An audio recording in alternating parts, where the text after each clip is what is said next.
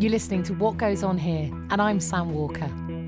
Whoever we are and whatever we do, we all have moments when we feel like we don't quite fit with the world around us. What Goes On Here is where you can listen to real stories of people who at times couldn't see a way forward, people who found themselves stuck, maybe in a life they never imagined would be theirs, people who had to face their fears, face themselves, but they changed, and changed lives of people around them too. Episode 2, Alfie. Alfie Joey's an entertainer. He's an actor. You might have seen him in Coronation Street, Ideal and Heaven. He's also a stand-up comedian, an impersonator and a radio broadcaster too. For him, performance comes as second nature. So from a very young age, I used to get on stage, get the mic, do impressions. I can't even remember this, but as I grew up, people used to go, you were a proper Mike Yarwood when you were little. You were always on the stage. But until Alfie was well into his 30s, he wasn't a professional entertainer. He was a priest, and then a monk. And it's something he'd wanted to do his entire life. When we went to senior seminary, there was an option to get up extra early and go to the early mass, and very few people wanted it. I was there. I'd be at morning prayers, evening prayers. That was all I was ever going to do. I loved it. I loved it. So when your entire existence is focused around one very specific and prescriptive way of life, how do you walk away? How do you reinvent yourselves, not only in the eyes of your family and friends, but yourself too? I left and I cracked up. All this new stuff, this noise and this discomfort just set me mad. I went mad. 15 years in training, 20 years wanting to do something and then not. I don't want to sort of dig into it and think, was all that a waste of time? You grew up in a mining family? I did. Think Billy Elliot. And it's not far of the mark because my dad was a coal miner. You know, pit life, as you picture it, as you'd imagine it. He went on strike, or my uncles went on strike, so we lived right through that. And that was my beginnings. Were you close to him? In a strange way, we were bonded weirdly by Frank Sinatra more than anything. So my dad was quite a old-fashioned pitman. So he didn't wear his heart on his sleeve unless it was music or films. And if it was music or films, he'd pour his heart out. And that was how we expressed emotion. I can't even remember how young I was when he used to play Frank Sinatra records, but I knew them all off by heart without even knowing. I went to school one day, and you know, the teacher does that thing at the end of term where, we'll do passy the parcel and you do a forfeit. And the lad before me ripped a sheet of paper off. He's called Mark Wilkinson, and said, impersonate the Incredible Hulk. And he got up and went, rah! And everybody clapped. And I ripped my sheet of paper off and said, sing a song. So I got up and I didn't even know I knew the song. I just went, what a day this has been, what a rare mood I'm in, why it's almost like being in love. I did the band breaks and everything. My classmates are staring at me like it's witchcraft or something, and which is another song on the same album. And I went for the big finish. It didn't deter me that they weren't interested, and I finished the whole song. And my teacher, she said, come and get these Parma violets. And I went up and she whispered, I wouldn't do that again. Not in front of these. Because it was... She discouraged you. She did. Well, she was brilliant in so many ways, but it was a bit weird because all of my classmates were into madness and all, you know, pop stuff. Yeah. And I just never was. And I was just into Frank Sinatra. And then I realised it's because my dad likes it. And that was how we conversed. Having talked to you for the last couple of minutes, I'd say, right, if I was a betting woman, I would say, right, when all the kids were drawing pictures of cowboys and spacemen and things they want to be when you're older, you're either going to say be a miner because your dad's a miner, or you're going to be up on stage. That's surely what your two career paths would have been. Well, the weird thing is, I can remember Mrs. Darby saying, draw in your book what you want to be. And I drew a priest. And that was what I was in her class when I was 7. And that never went away. Where did it come from? We didn't go to... I went to church with an auntie. My mum wasn't Catholic. My dad was Catholic, didn't go to church. And there was like an itch. And I'm not sure why, or looking back, it's like almost like somebody else's life. As Alfie went through school, what his parents thought might be a phase never went away. And eventually, after several years of him asking to go to seminary, they agreed. Although his dad found it very hard. He cried. He cried. It was. It is like Billy Elliot, because it was near the miners' strike, and I can remember all he said was, "If you want to come home, come home. Just pack your bags, let us know, and come home." That's all he said. Never mentioned God. Never mentioned what I wanted to do. Never said it was good or bad. Just said, and the night before I went, he just broke his heart. He cried and cried, and that was a long drive the next day, because it was the other end of the country. It was a boarding school it was like Hogwarts with many priests instead of wizards. Did that not make you think twice that this is having such an emotional reaction in a man who generally isn't an emotional person? No, it's all I wanted to do. It was all I wanted to do, and when I went away, I wanted to do it even more, because lots of kids arrived, honestly, just like Harry Potter, and we all arrived. And some kids were crying at night, didn't want to stay. Some wanted to go straight home. I utterly loved it. I thought, this is brilliant. This is great. Why? I went to the theatre for the first time. I was in plays for the first time. I was in the football team, and it was all exciting. It was like an adventure. You haven't mentioned God. No, and that's strange, because, again, looking back, I was quite spiritual. I was quite holy, and I never missed Mass. When we went to senior seminary, there was an option to get up extra early and go to the early Mass, and very few people wanted it. I was there.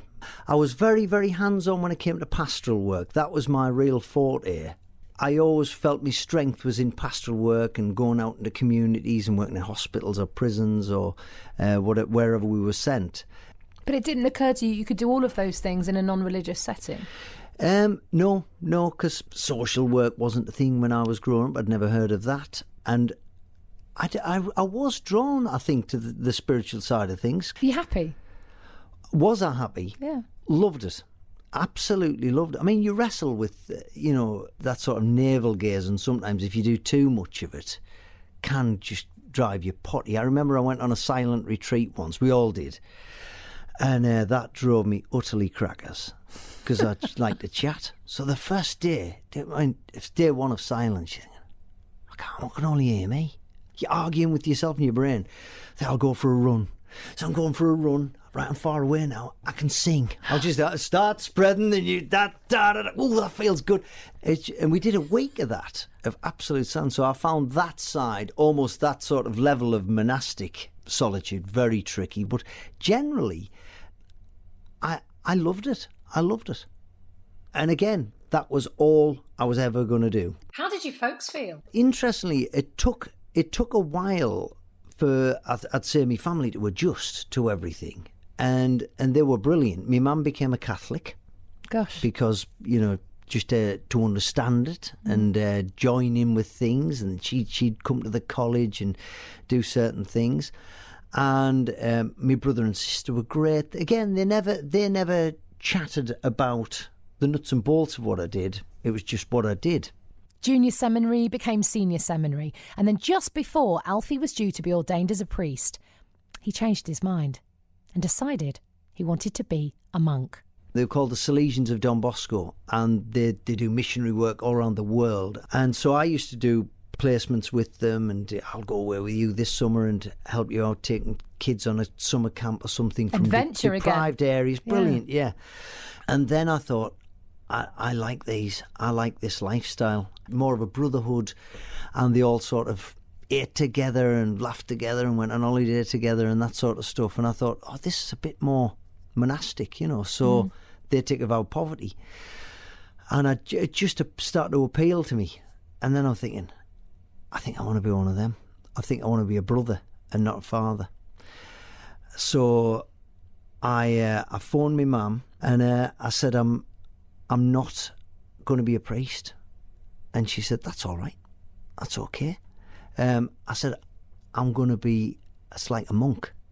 And she said, what's that? I said, the Salesians of Don Bosco. She'd never heard of it. It could have been the Moonies. It just sounded as odd as that. And with joining a religious order, you have to do what's called a novitiate, where you go, it's usually an intense period of training, like basic training in the army, but it lasts a year, and you can't come home for a year. Gosh. And you live in a monastic setting, and you're only allowed out to do pastoral work and stuff like that. And you got no money or anything.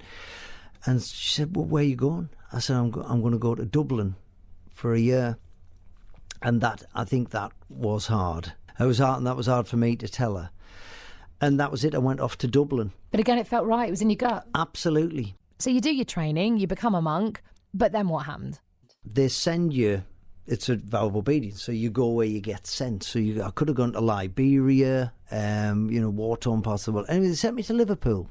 And the guys who went to Liberia going, "Oof, be careful there." Because it was a tough part of Liverpool. I was a school chaplain, and I was there for 2 years, and I utterly loved the Scousers are great. And they made me feel at home. That was just utterly loved it. I can tell by your face. Yeah, lighting up. It was 2 of the great years. It was just utterly brilliant. And I worked in the drama department of the school.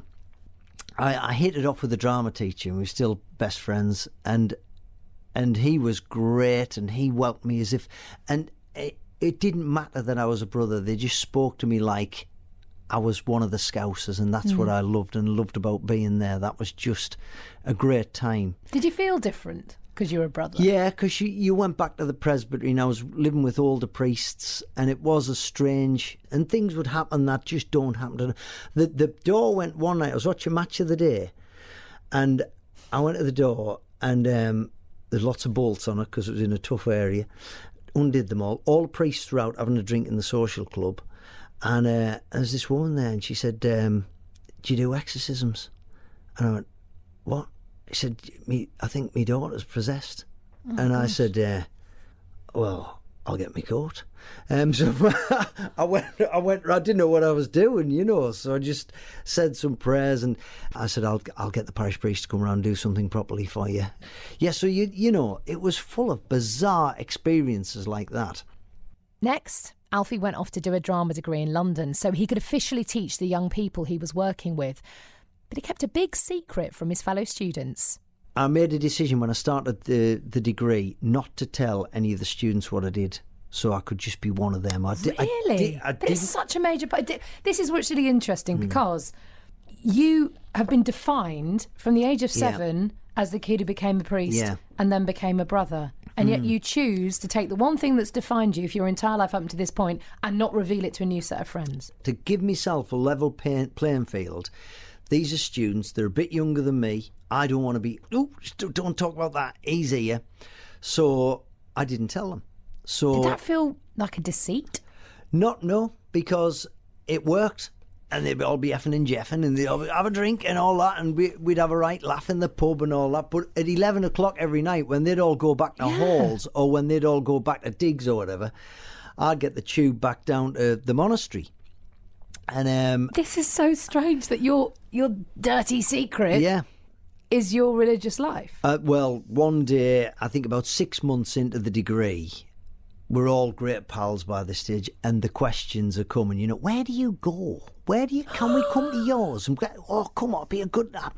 And it was getting trickier. I thought, I'll mention it now. Boom, jaws dropping everywhere. What did you say? I think I don't know what I said. I told them my story. Basically, I said I'm a brother in a religious order, and I've taken these vows, and that's what I do, and I'm here to do drama so I can teach in one of our schools. Everyone was gobsmacked, but everyone came out, and everyone was slapped me on the back, and everyone was going, thanks, that was great. But then we went to the pub, and they carried on swearing, and they carried on talking about, and it didn't matter. So it had worked. Yeah. My ploy had worked. So you're a monk, you're happy, you're content with your life, but what changed? One big thing happened where my pal, who's the drama teacher in the school in Liverpool, asked me to be his best man. And he said his uncle was Eddie Braben, who wrote all of the great scripts for Morecambe and Wise. To me, that was phenomenal. Yeah. I loved Morecambe and Wise. I'd always loved show business. Morecambe and Wise were the kings of show business. And he said, he's going to be at the wedding, but he never laughs. Don't take it personally. Well, that consumed me. And I wrote a speech, Best Man Speech, the musical. And I didn't even do it for Stu and Jane. I thought, I'm doing this for Eddie Britt. I've got to make Morecambe Wise laugh, basically.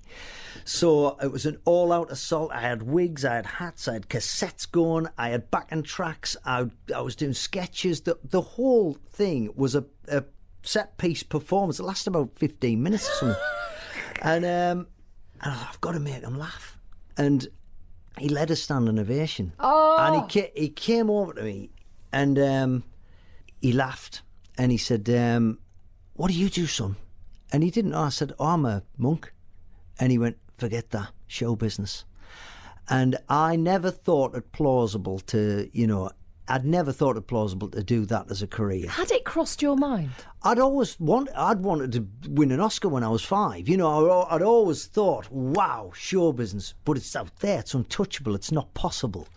But then when the bloke who wrote Morecambe Wise says, do you know you could do this? You think, wow, that was it. It was sort of he'd said something and it started to tick then. I'm thinking, I could actually do this. That turned a light on in you. Yeah. But how long did it take for that light to go from a little tiny glow in the distance to a big bright light? 6 months, a year. That's when I was wrestling. That's when I was all over the place. And Did you feel guilty thinking about leaving? Yeah, because my mum had changed her life, but everyone was, and I'd led them down this path, and they're all now supporting me and going, "Brilliant, you're great." They thought, "Thanks for what a life he's leading, isn't it great? Isn't it?" It's taken us 20 years to support him, but we do it now. We do, and then I remember phoning my mum and saying, "Mum, I'm going to leave," and she said, "What are you going to do?" I said, "I'm going to be a comedian." I think she just gave up then. I think she thought, what? She supported me in anything I've done, but that must have been probably more worrying than all the others, How did the conversations go with the other people in the religious order? How did you start that conversation? I went to a really wise old priest, Father John, and he was the first person I told. I said, I don't know what to do, and he said, you do, and you've made your mind up. He was sharp, and he was brilliant, and he was supportive. And he said, I've seen you come back from that college. He said, it's all you talk about. It's all you want to do. I can see it. And then you have another series of conversations with the powers that be higher up, the order. And that was a little bit trickier and a little bit more awkward. And again, you do feel like you've let people down a bit. And then there's the process. You have to write to the Vatican and you get a letter back in Latin. They were so supportive. Maybe they wanted me out, but they gave me money, which I'd never had, and I got rid of it immediately. I was surrounded by students who wanted a drink, so I was going in the pub buying it. Hey, look at this! This magic paper works. This is great. Who wants a drink, mate? Yeah, all of us. But then that got really hard. I left, and I cracked up. Basically, I was in halls of residence, and it was noisy, and I'd never heard noise like it, and the world was noisier, and everything was disorganised, and I lost all that rhythm and all that. When I used to get up for meditation, that was gone. And I'd start drinking, and I'd have hangovers, and all this new stuff, this noise and this discomfort just set me mad. I went mad for because I hadn't been 18 or 21, and I'd missed all the disco, the nightclub years and all that. I hadn't done any of that, and suddenly I did it in about 6 months, and I went crazy. Did you ever have a crisis of identity? Did you ever look in the mirror and go, who are you? Yeah, there was lots of that, and probably that when I left, that was when it drove me as mad as, I was wrestling for about 2 or 3 years. Should I leave? Should I stay? It wasn't everything I thought it was going to be. I didn't know what it was going to be because I hadn't experienced real life, and buying groceries and all that sort of stuff. All those things I took for granted. Paying bills. I'd never paid a bill.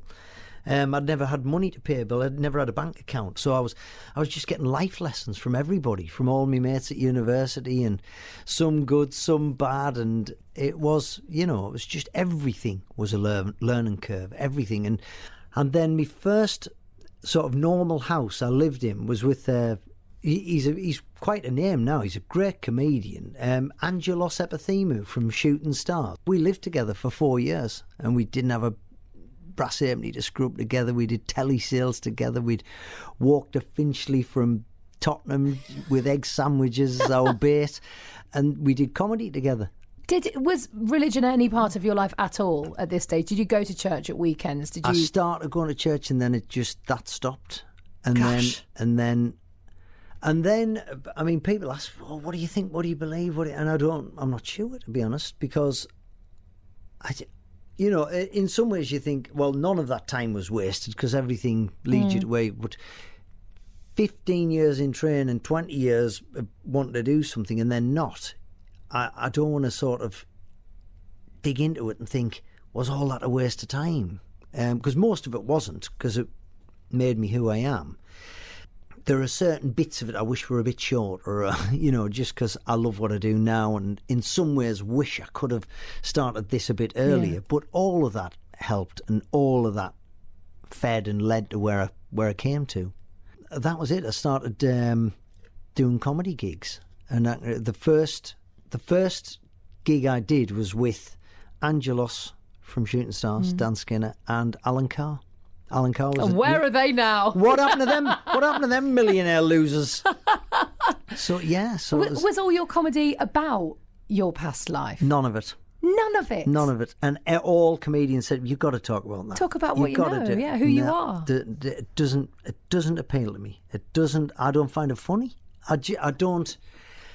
That was just almost like somebody else's life. That's it. You've said that twice now, Alfie. You said that twice, and that is a really powerful thing to say. That half of your life feels like somebody else's life. Well, because it was such a gear change, to go from such a reverent lifestyle to. I wasn't irreverent, but the comedy clubs, bawdy places and sort of. What do you say to 7-year-old Alfie drawing a picture of a priest in his "What do you want to be when you're older" book? Drawn with a collar, but maybe with a frilly shirt. And I don't know. Good question. Yeah. I don't want to change it because it would stop everything else. And I think this was... My vocation was to do stand-up. The first night I did stand-up was the best buzz. I was just blown away. I do think there are overlaps because a lot of priests are show-offs.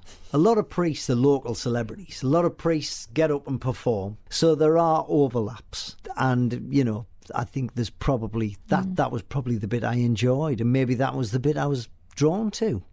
It's different, but a lot of it's the same. So what do you say to people who want to change their life, but they're afraid of starting again?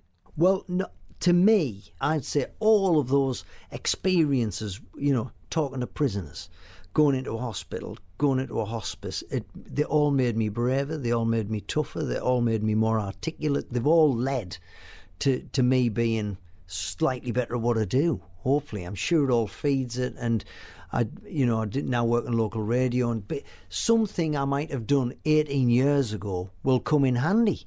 I think that's probably why I was meant to do that, because I've been, I think, lucky in doing so many things I've really wanted to do. Even though I've changed my mind, I've just been dead lucky at fulfilling each little bit, and then turn another corner and go, actually, I'll go down here now. So many people I've met in life and just not that lucky, and they just walk down a corridor and go, I don't know where I'm meant to be. I think you can only find it yourself, really. Brave, though, is a word you haven't used. I mean, I think what you did was incredibly brave. Not to me. You made this decision, this incredibly hard decision, to completely change your life, and yet you called it luck, to be able to see other opportunities. Yeah, I still don't see it as bravery. It was just, I just don't think I ever consider consequences of failure or what I do might have effects on other people. But I enjoy challenges. That's when I get a bit still, when the challenge stops. So I think that's what I like, new challenges.